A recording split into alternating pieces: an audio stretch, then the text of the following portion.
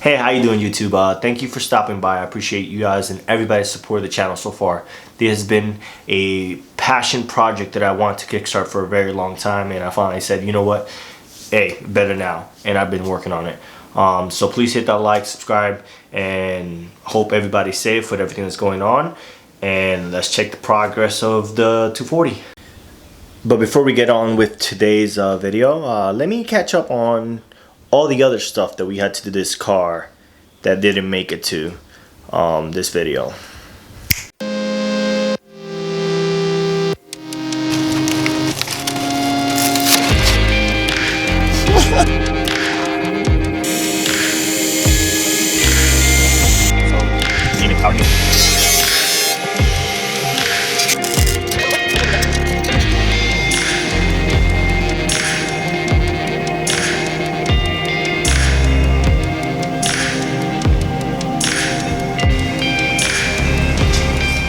And now let's get back to the main thing about this video is converting a 4-lug to a 5-lug. Nissan 240, Chucky. Check it out.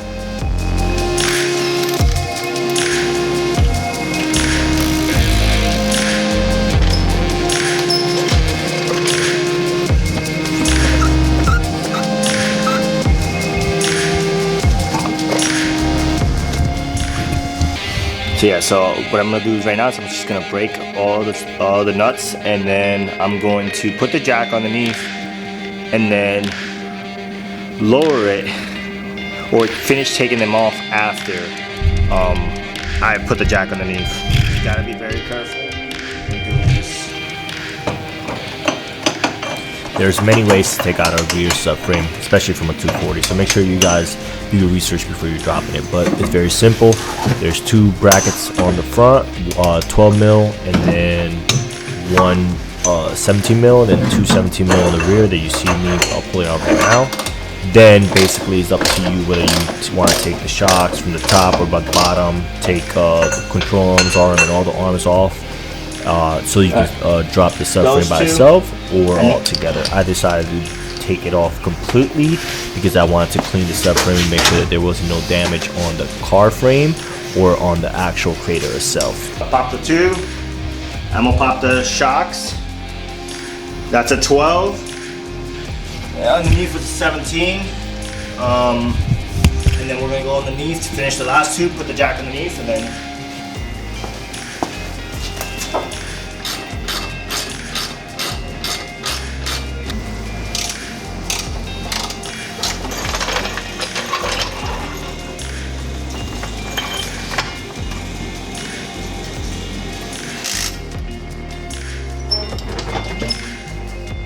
gonna be the biggest pain in the butt. What I plan to do is to put it in the back of my truck, grab some brush wires, and like spray some actual, like maybe some oven cleaner or something, and completely clean this. And then I'm gonna sand it, and then I'm gonna spray paint it also. So this is all gonna be spray painted and get cleaned, and then gonna get put back with hopefully new brakes, new rotors, 5-lug conversion to fit those rims over there. So. And then that's when that will go back in. So, be a little bit.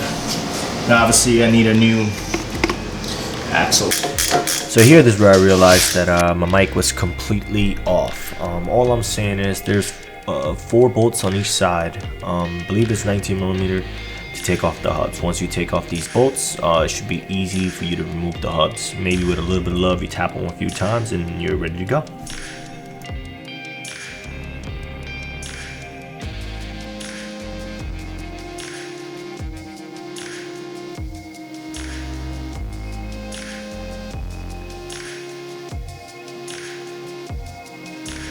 Today we got a few more parts, but we're still missing a bunch of parts to put the subframe completely back on.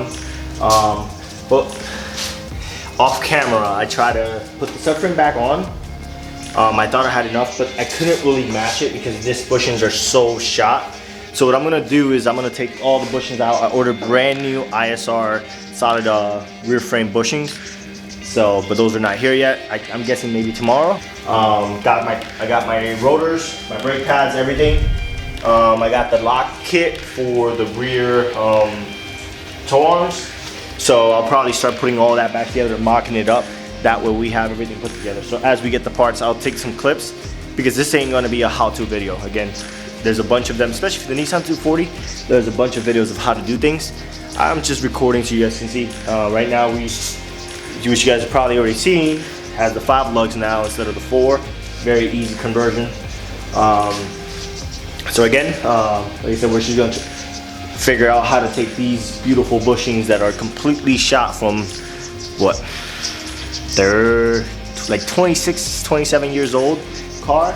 So sadly, I don't have the bushings to put everything together the way I want to. But I think no matter what, I'm gonna need another person at least to help me put it back in the car. I was trying by myself and it was really pain, and that was with flexible bushings. So again, we're gonna see how far we can do and how far we can take it. I found out that with a saw would be the easiest way for me to take them off. Once you take the bushings off, make sure you also take the sleeve off the cradle. So what I ended up deciding to go is with an N2 spec. I don't know if I said it right. Solid bushings. These supposedly rise and fix the geometry of having the car lowered. So I have to prep the subframe, get it ready. I'm freezing the solid bushings. Which I cannot stress this enough. Please do this with a buddy or with somebody that can help you. It's going to be so much easier while you're trying to, 1, fit the subframe in, and 2, you're going to be safe. Putting the bushings weren't hard as long as you froze them for a day or 2. This made it easier to fit into the cradle. All done, guys. Make sure that you have a piece of a 2x2 or something, you know, something like this, you know. I looked around and I couldn't find one, so I got pissed off and I banged them a little bit. So if you don't want that to happen, you know, make sure you definitely use a piece of wood or something, so this takes the blunt to the hip. But these are super hard either way to put on, so yeah. So now we're gonna put the tow arms and everything else back on, and we'll hopefully be putting it in the car right now.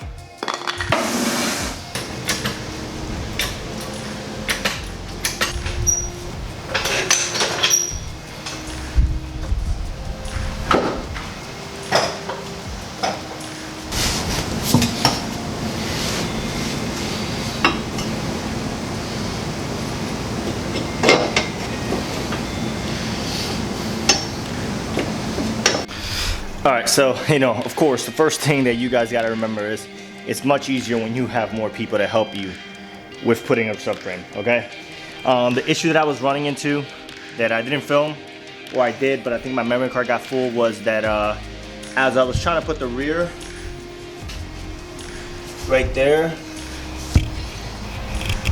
I was trying to bolt those on, and then the front wouldn't align. So I ended up putting the 2 jacks underneath the actual lower control arms, and then going underneath the car and basically bench pressing it up and wiggling it until it aligned. And then basically now I'm just jacking up one corner, adjusting it, hand tightening it, jacking another corner, so I can slowly bring the frame nice and tight and snug, and then I'll use the power tools or crank it to get it all tight. So keep that in mind whenever you're doing this by yourself. You need multiple jacks at least to be able to do this, and if you don't, then I just highly recommend you do it with somebody. But I learned through pain. So now that we've finished the back, on to the front. It's been a long day, so we're almost done. We're about to have the big reveal, baby. How's it gonna look? All done. New brake pads. I know, it's not painted, This is all gonna have to come out eventually, like I keep saying, for new shocks and everything. So I'm gonna do it then when I have brand new gear, not this poopy looking one. Same thing in the rear. That's why I don't care too much. This is more about safety, and because, I mean, look at this. Like, look at this. I took it off and the studs fell off by itself. Look at this thing. Yeah, that's crap, you know? So, last thing we gotta do is torque everything to spec, and we're gonna drop it, and we're gonna see what it looks like. All right. You guys ready? You guys are ready, because I think it's looking badass, okay? Again, for a budget build, Chucky out here looking good, okay? That's her name, or his name, Chucky. That's the car's name. The car's name is Chucky, okay? So you guys ready to watch this? Ready? Ooh, look at that. Yeah. It's starting to look good, man. Obviously, again, we can lower it a little bit. Yeah, we can lower it.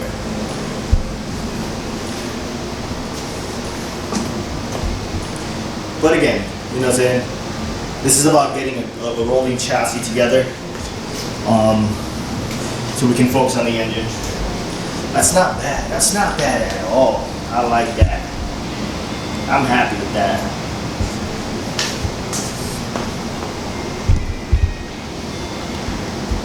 As you guys can see from the videos, the car is coming together. There's been a lot of trial and error and just learning on the car, which is exactly what I wanted the car for, so I can learn every little step of the way. Right now, the car is, I'm staring at the car, so I'm gonna show you how the car is starting to look, you know, a little bit more in depth as I walk through. So the car obviously needs to get lowered a little bit, but it's fine. Again, it's all mocking. I finally got the front end almost together. I'm missing the brake master cylinder and the brake booster. Let me go there. That's what I'm waiting on to put all the lines back together. I was playing around with the interior. It's interior half on, but I'm probably gonna take it back off once I actually start putting the motor and stuff on. You know, like I said, the car is a pretty complete car. It's just, you know what I'm saying? It's ugly, which is fine. It's exactly what we want. You know what I'm saying? Got the tail lights back on. You guys can see the solid bushings and the Megan Racing toe arms.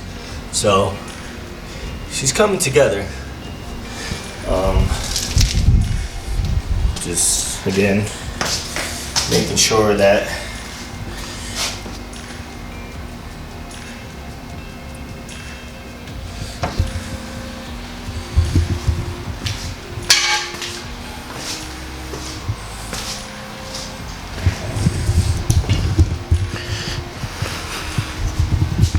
so like I said, the car is coming together. I mean, it's starting to look really good. I hate when I say the car is missing just small things now. Obviously, I have to figure out something with the gas tank because I still haven't welded that. So I have to figure that out soon. Brake master cylinder, brake booster, and then plumb everything. Rear axles, fuel pump, cluster, and then a wiring harness, which, because I'm doing a motor swap anyway, I'm gonna have to get anyway. Windshield, and then that would be it to like have it running. Obviously small things like if I go with turbo, intercooler, if I don't go, radiator, battery, some things like that. So I am in negotiations with somebody that has a motor. So hopefully I will be getting that, and then I can do a motor reveal on the motor that I decided to go with this build, if I can get it through. So fingers crossed. But if not, like I said, we're doing it patiently, so we'll continue to take our time and get everything we need for this car. So thanks for watching. I really appreciate it. Please subscribe. If you made it this far, please just hit the like button, subscribe, support the channel, and I greatly appreciate everything you guys do. See you guys later in the next video.